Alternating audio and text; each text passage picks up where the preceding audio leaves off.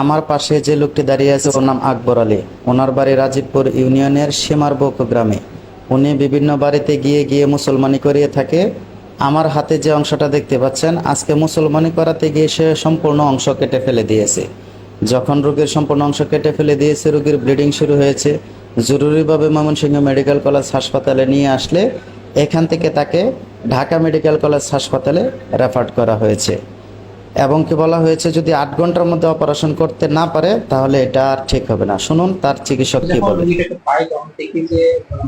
পুরুষাঙ্গে যে সামনের দিকের অংশ গ্লাস অফ পেনিস বলা হয়, সেই অংশটুকু পুরোটাই কাটা, মাংস পুরো অংশটুকুই কাটা পড়ে গেছে। এবং তার প্রসাবগত সমস্যা হচ্ছিল, দীর্ঘকালীন ভিডিও অনেক বেশি হয়েছিল। এই জন্য আমাদের পরবর্তীতে উন্নত চিকিৎসার জন্য তাকে আমরা ঢাকা মেডিকেল কলেজে রেফার করি। অঙ্গ হানি হতে সম্ভাবনা বেশি।